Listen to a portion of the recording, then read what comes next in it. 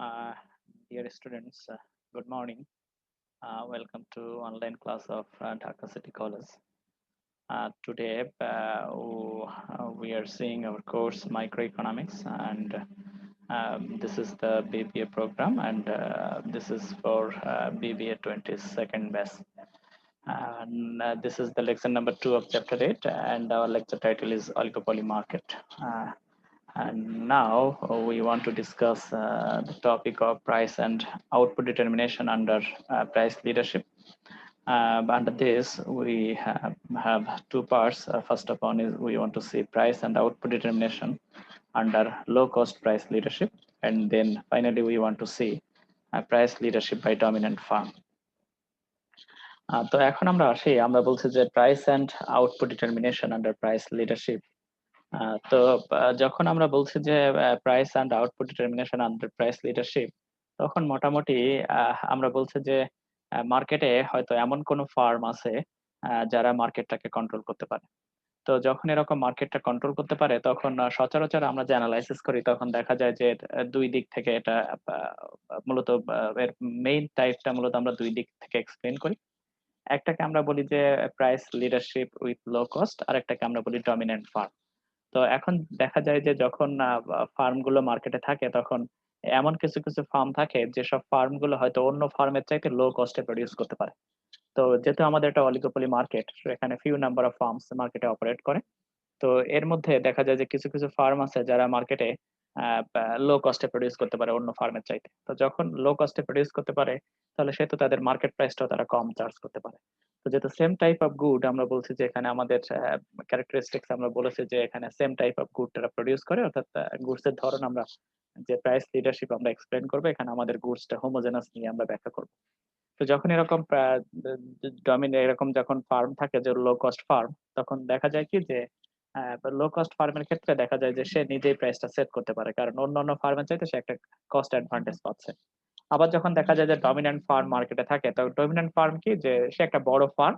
তো যখন একটা বড় ফার্ম মার্কেটে থাকে, তখন তার বিহেভ দেখে অন্যান্য ফার্ম তাকে ফলো করে।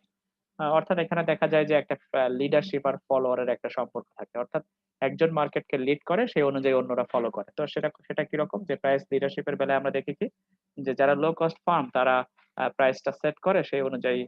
যারা অন্যান্য হাই কস্ট ফার্ম গুলো আছে, তারা তাদের এই যে প্রাইসটা সেটিং প্রাইস, এটা ফলো করে তারা আউটপুট প্রডিউস করে। তো এরকম আমাদের ডমিন্যান্ট ফার্মের বেলাও সেম হয়, যে ডমিন্যান্ট ফার্ম গুলো তারা মূলত তাদের একটা পাওয়ার থাকে মার্কেটে, যে তারা কোন প্রাইসে মার্কেটে সেল করবে। তো তারা যখন মার্কেটে সেল করে, তার বেসিসে যতটুকু পরিমাণ আউটপুট মার্কেটে এক্সট্রা থেকে যায়, অর্থাৎ তারা যতটুকু আউটপুট প্রোভাইড করে, তারপরে যদি মার্কেটে এক্সট্রা ডিমান্ড থেকে থাকে যতটুকু আউটপুটের, ততটুকু অন্যান্য যে স্মল ফার্ম গুলো আছে তারা মার্কেটে সেল করে। তো আমরা আমাদের ফর্মাল প্রাইস লিডারশিপ দেখতে যে ফার্স্ট আমরা বলছি যে that is a price leadership by low cost firm. তো আমরা বলছি কি, যে আমরা যে লো কস্ট ফার্মটাকে বলছি, এই লো কস্ট ফার্মটাকে আমরা বলছি মার্কেটে মোর ইফিশিয়েন্ট ফার্ম। তো যখন এই লো কস্ট ফার্ম তারা কম কস্টে প্রডিউস করতে পারে, তাহলে মোর ইফিশিয়েন্ট হলে আমরা জানি যে তার প্রোডাক্টের কস্ট কম, লোয়ার, অর্থাৎ মিনিমাম কস্টে সে প্রডিউস করতে পারে, অর্থাৎ। এবং অন্যান্য ফার্মগুলো যখন মার্কেটে প্রডিউস করে, তখন তো আমরা বলছি যে তাদের প্রাইসটা এর প্রাইসের চাইতে গ্রেটার, কারণ তার প্রোডাকশন কস্টটাও গ্রেটার। তো যখন এরকম কন্ডিশন হয়, তখন যদি এই লো কস্ট ফার্মটা মার্কেটে না থাকতো, তাহলে যারা হাই কস্ট ফার্ম মার্কেটে থাকে, তারা একভাবে প্রফিট সেট করতো, তাদের ম্যাক্সিমাইজিং প্রফিট সেখানে হতো। কিন্তু যখন লো কস্ট যে ফার্ম আছে, সে যেহেতু বেশি প্রাইস চার্জ করছে না, তখন দেখা যাবে কি, যে এই প্রাইসটা যখন হাই কস্ট ফার্ম গুলো ফলো করবে, তখন দেখা যাবে যে লো কস্ট ফার্ম যে, সে যেহেতু তার প্রফিট ম্যাক্সিমাইজিং প্রাইস সেট করতে পারে, কারণ তার প্রোডাকশন কস্ট কম, সেহেতু সে তার প্রফিট ম্যাক্সিমাইজ করে। কিন্তু যারা এখানে হাই কস্ট ফার্ম আছে, তারা দেখা যাবে কি, যে তাদের যেহেতু লো কস্ট ফার্ম দেখে তাদের প্রাইসটা কমে যায়, ফলে যে পরিমাণ প্রফিট, তাদের ম্যাক্সিমাম প্রফিট, সেই ম্যাক্সিমাম প্রফিটটা আর্ন করতে পারে না। তাদের প্রফিটটা ম্যাক্সিমাম প্রফিটের চাইতে কম হয়। তো এখানে আমরা মূলত সেগুলোই বলেছি আর কি, যে কিভাবে তাদের প্রফিটটা ম্যাক্সিমাম বা লো কস্টের চাইতে তাদের ম্যাক্সিমাম প্রফিটটা লো কস্ট ফার্মের চাইতে কম হয়, সেটা আমরা এখানে বলেছি। আমরা গ্রাফে দেখাবো আর কি একটু পরে। তো এবার আমরা আসি, আমরা বলছি price leadership by dominant firm. তো আমরা বলছি যে এই ফার্মটা দেখা যায় যে মার্কেটে একটু বেশ সাইজটা অনেক বড়, অর্থাৎ টোটাল মার্কেটের যে ডিমান্ড, সেই ডিমান্ডের একটা বড় অংশই মিট আপ করে এই যে আমাদের যে ফার্মটা এখানে মার্কেটে আছে লিডার, যেটাকে আমরা বলছি ডমিন্যান্ট ফার্ম, সেই ফার্ম সে প্রোভাইড করে। তো সেক্ষেত্রে দেখা যায় কি যে এই যে লিডারশিপ ফার্ম তার প্রাইস আউটপুট সেট করার পরে মার্কেটে যে এক্সট্রা ডিমান্ড টুক থাকে, যতটুকু এক্সট্রা ডিমান্ড মার্কেটে থাকে, সেই এক্সট্রা ডিমান্ড টুক মূলত যে স্মল ফার্ম গুলো থাকে যারা এই যে লিডারকে ফলো করে, ডমিন্যান্ট ফার্মকে ফলো করে, তারা মূলত ততটুকু প্রোভাইড করে। তো এখন আমরা আসি এখানে মূলত আমাদের মেইন যে টার্গেটটা সেটা হলো দেখা যায় যে যখন ডমিন্যান্ট ফার্ম মার্কেটে থাকে তখন সে অন্যান্য ফার্মের প্রফিট কি হচ্ছে সেটা সে চিন্তা করে না। সে তার ইন্ডিভিজুয়ালি যে তার প্রফিট ম্যাক্সিমাইজেশন সেটা সে খেয়াল করে। তো এখানে আমরা আসি যে দেখি আমরা ফার্স্টে আমাদের প্রফিট কেমন হয় আমাদের লো কস্ট ফার্মের ক্ষেত্রে আর হাই কস্ট ফার্মের ক্ষেত্রে। তো আমরা বলছি যে price and output determination under low cost price leadership. তাহলে আমরা প্রাইস লিডারশিপ বলছি, তাহলে এখানে প্রাইস লিডারশিপের সঙ্গে আমরা নিয়েছি লো কস্ট। তাহলে প্রাইস লিডারশিপ এখানে কে, যার কস্টটা লো, অর্থাৎ প্রোডাকশন কস্ট যার লো, সেই প্রাইস সেট করার জন্য তার একটা লিডারশিপ ক্ষমতা আছে। তো আমরা এখানে আমাদের অ্যাসাম্পশন গুলো আমরা দেখছি যে এখানে আমরা ৩ টা অ্যাসাম্পশন নিয়েছি। ফার্স্ট অ্যাসাম্পশন হলো আমাদের ২ টো ফার্ম আমরা এখানে চিন্তা করেছি। একটাকে আমরা বলছি ফার্ম এ, আরেকটাকে আমরা বলছি ফার্ম বি। এবং আমরা এখানে ধরেই নিয়েছি যে ফার্ম এ যে তার কস্টটা লোয়ার ফার্ম বি এর চাইতে।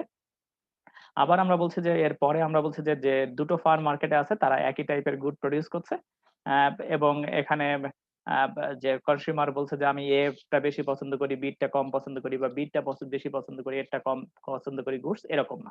তাদের চয়েস এর মধ্যে কোনো ডিফারেন্স নেই। অর্থাৎ they are indifferent of choosing two goods between farms A and B। তাহলে আমরা বলছি কি যে the product producing the two farms are homogeneous।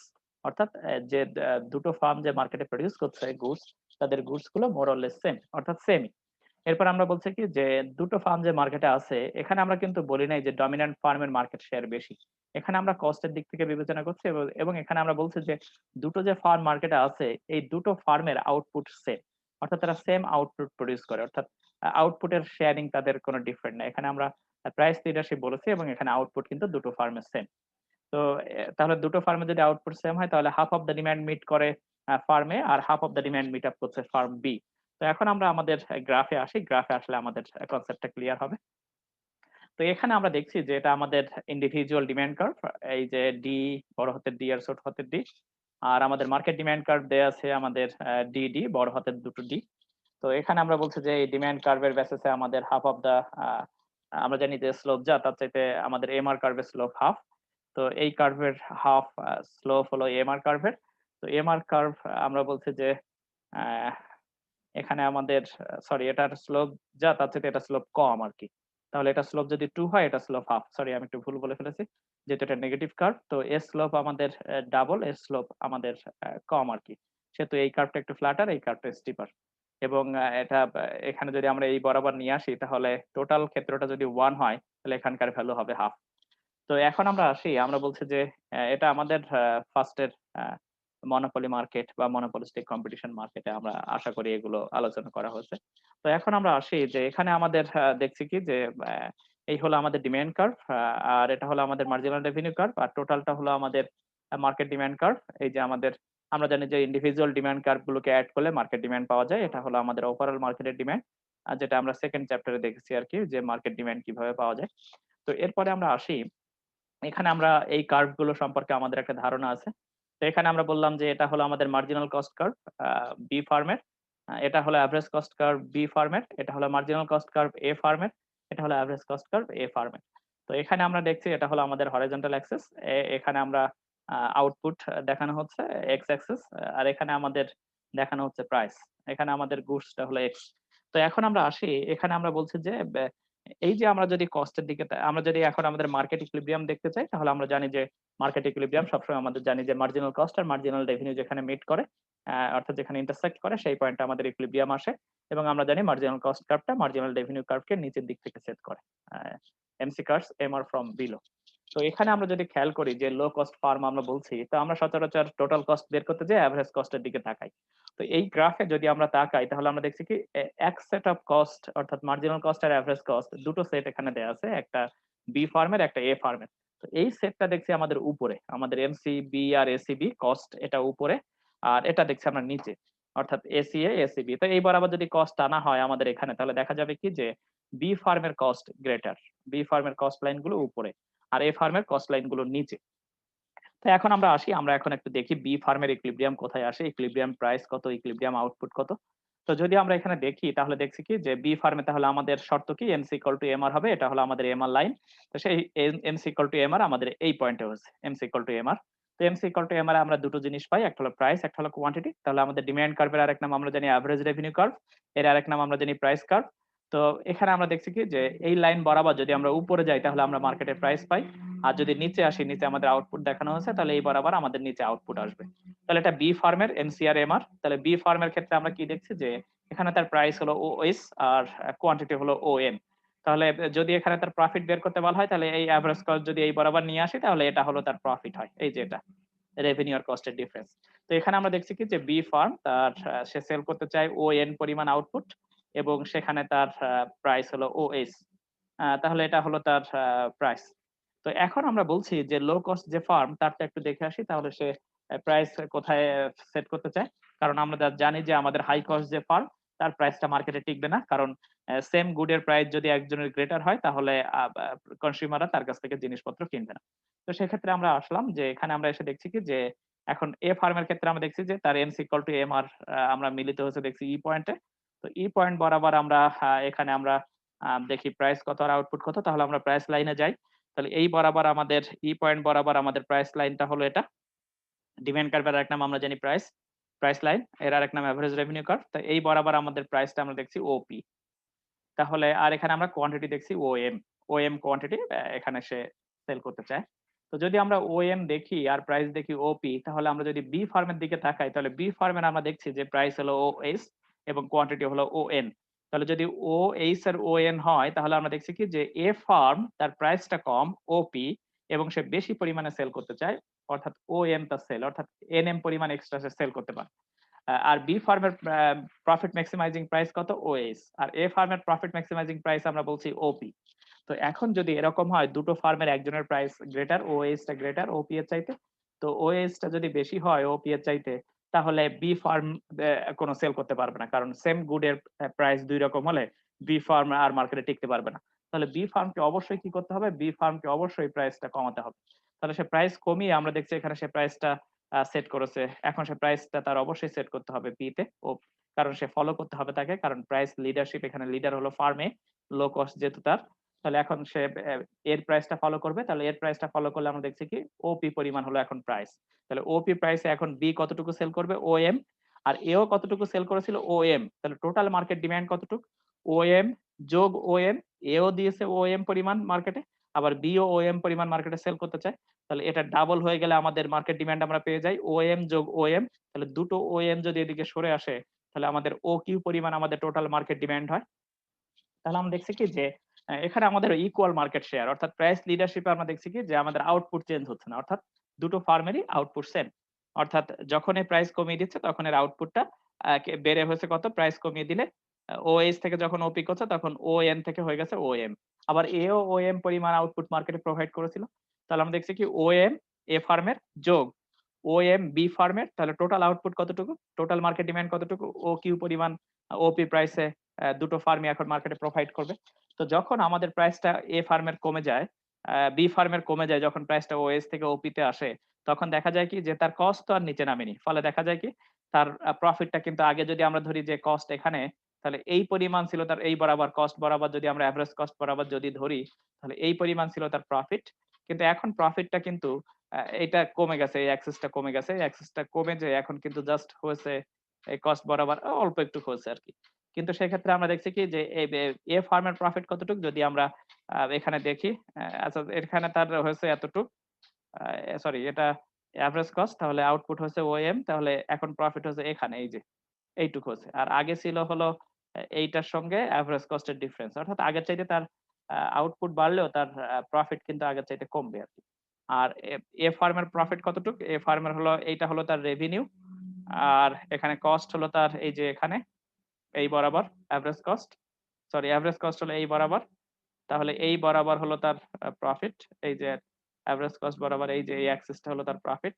অর্থাৎ আমরা দেখছি যে এটা সহজ হিসাব হলো আমাদের যখন প্রাইস কমে যাচ্ছে বি ফার্মে তখন বি ফার্ম যে প্রফিট করতে পারতো প্রাইস কমে গেলে আমরা জানি রেভিনিউ কমে যায়, রেভিনিউ কমে গেলে কস্ট আর রেভিনিউর ডিসটেন্স কমে যায়, ফলে প্রফিটটা কমে যায়।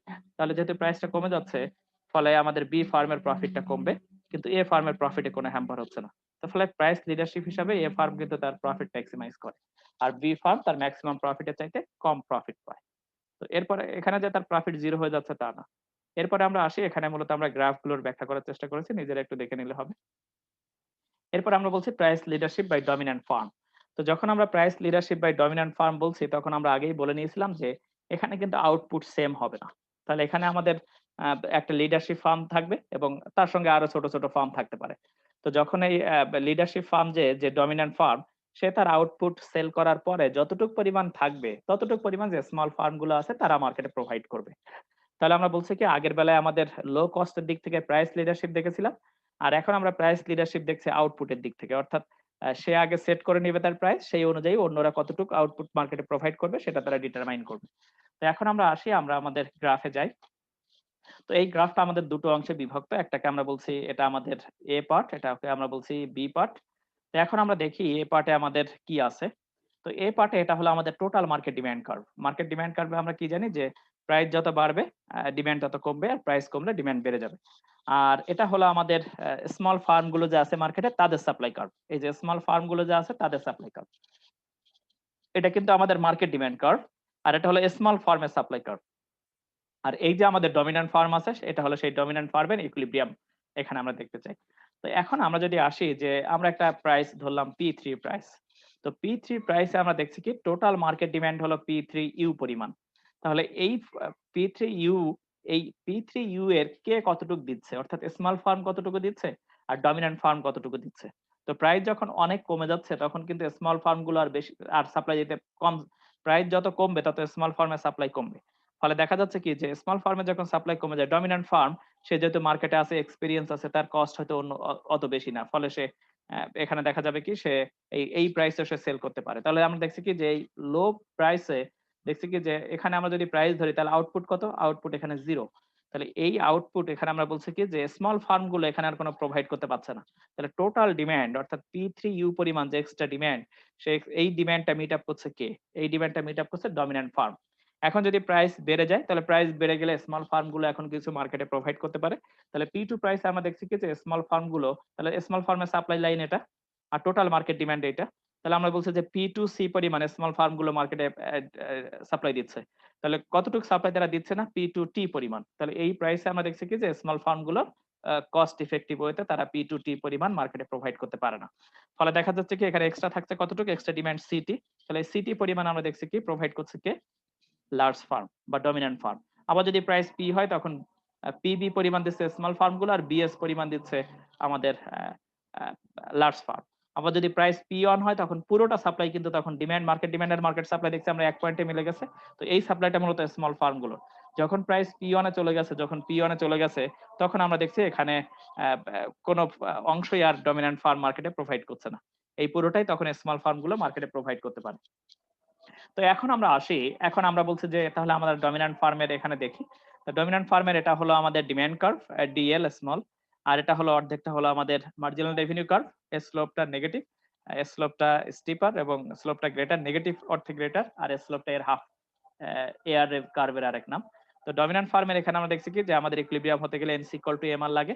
এই হলো সেই তার এমসি কার্ভ। তো এমসি কার্ভ বরাবর আমাদের আউটপুট দেখছি ও কিউ, আর এখানে আমরা প্রাইস দেখছি কিউএস বা ওপি। তাহলে ওপি যদি মার্কেটে প্রাইস হয় তাহলে আমাদের কে কতটুকু প্রোভাইড করছে। তাহলে ওপি প্রাইস যদি আমরা মার্কেটে দেখি তাহলে ওপি প্রাইসে স্মল ফার্ম গুলো মার্কেটে প্রোভাইড করছে পিবি পরিমাণ, এই পিবি পরিমাণ মার্কেটে প্রোভাইড করছে। এবং এখানে লার্জ ফার্ম কতটুকু মার্কেটে দিবে বা ডমিন্যান্ট ফার্ম কতটুকু দিবে, ডমিন্যান্ট ফার্ম মার্কেটে প্রোভাইড করছে বিএস। এই বিএসটা সমান সমান কিন্তু ও কিউ, এই ও কিউ আর বিএস কিন্তু সমান। তাহলে এখানে তার প্রফিট ক্যালকুলেশনের জন্য আমরা একটা এভারেজ কস্ট কার্ভ নিয়ে এসেছি, সেই হলো এটা হলো সেই এভারেজ কস্ট কার্ভ। তো এভারেজ কস্ট কার্ভ বরাবর তার প্রফিটটা হলো, এখানে আমরা দেখছি যে টোটাল রেভিনিউ হলো ওপিএইচ কিউ, যেটা আমরা এর আগের যে ম্যাডাম বা স্যাররা যেটা পড়িয়েছেন মনোপলি মার্কেট পারফেক্ট কম্পিটিশন, সেখানে প্রফিট কোত্থেকে আসে সেটা দেখানো হয়েছে, সেজন্য আর আমি এখানে ডিসকাশনে যাচ্ছি না। তাহলে এখানে তার টোটাল রেভিনিউ হলো ওপিএইচ কিউ, এটা হলো তার রেভিনিউ। পি ইন্টু কিউ করলে টোটাল রেভিনিউ আসে, আর অ্যাভারেজ কস্ট ইনটু কোয়ান্টিটি করলে টোটাল কস্ট পাওয়া যায়। তাহলে টোটাল কস্ট হলো এস ইন্টু কিউ। তাহলে এস ইন্টু কিউ করলে আমরা পাচ্ছি ও কে জি কিউ, এটা হলো তার টোটাল কস্ট। তাহলে টোটাল রেভিনিউ আর টোটাল কস্ট বাদ দিলে প্রফিট থাকে পি এইচ জি কে, এটা হলো ফার্মের প্রফিট। তো এখন আমরা যদি আসি, যদি এখানে ফার্ম প্রাইস P2 সেট করতো তাহলে আমরা দেখছি কি যে ডমিন্যান্ট ফার্ম কতটুকু পি এর চাইতে নিচে আসছে, প্রাইস যত কমে তত ডমিন্যান্ট ফার্মের মার্কেট সাপ্লাই বেড়ে যায়। তাহলে সেক্ষেত্রে আমাদের টোটাল কতটুকু দিত, স্মল ফার্ম গুলো দিত পি টু সি। আর এখানে আমরা দেখছি কি যে ডিমান্ড কার্ভ বরাবর আমরা দেখছি এখানে কতটুকু সে দিতে চাচ্ছে। তো পি টু প্রাইসে সে তার আগে তার পরিমাণ ছিল ও কিউ, এখন কিন্তু তার পরিমাণটা বেড়ে গেছে পি টু জেড পরিমাণ, অর্থাৎ এই পরিমাণ কিন্তু বেড়ে গেছে এখন ডিমান্ড কার্ভে। অর্থাৎ প্রাইস কমলে ডমিন্যান্ট ফার্মের মার্কেট শেয়ার বাড়ে আর কি। তো এখন আমরা বলছি কি এখানে তার প্রফিট ম্যাক্সিমাইজিং প্রাইস হলো ওপি এবং তার প্রফিট ম্যাক্সিমাইজিং কোয়ান্টিটি হলো ও কিউ। তো সে কিন্তু আর প্রাইস পি টু সেট করবে না, কারণ তার ম্যাক্সিমাইজিং প্রফিট ম্যাক্সিমাইজিং প্রাইস হলো ওপি। সেহেতু এখানে তার প্রফিট হবে হলো পিএইচ জি কে, এটা হলো তার ম্যাক্সিমাম প্রফিট। এখানে সে চিন্তা করবে না যে স্মল ফার্মগুলোর প্রফিট কি হচ্ছে। তো এটা আমরা আজকে দেখলাম, এখানে আমাদের ওই ব্যাখ্যাটাই দেয়া আছে মূলত গ্রাফগুলোর। তো এখানে আমরা সুবিধার জন্য আমরা এই পুরোটা এখানে লেখাটা দিয়েছি আর কি, যাতে সবাই এটা পড়ে বুঝতে পারে। তো আমরা মূলত আজকের আমাদের সেকেন্ড লেকচার দেখলাম, এরপরে আর আমাদের 2 থেকে 3টা টপিক এখানে বাকি আছে। আমাদের চ্যাপ্টারটা একটু ছোট চ্যাপ্টার। তো সেক্ষেত্রে আমরা নেক্সট থার্সডেতে আমরা আমাদের ক্লাস শেষ করে দিব, এবং পরের থার্সডেতে আমরা একটা জুম ক্লাস নিব। যদি কারোর কোনো অসুবিধা থাকে তাহলে আমরা সেই জুম ক্লাসে সলভ করার চেষ্টা করব। তো আজকের এই পর্যন্ত, সবাইকে অসংখ্য ধন্যবাদ।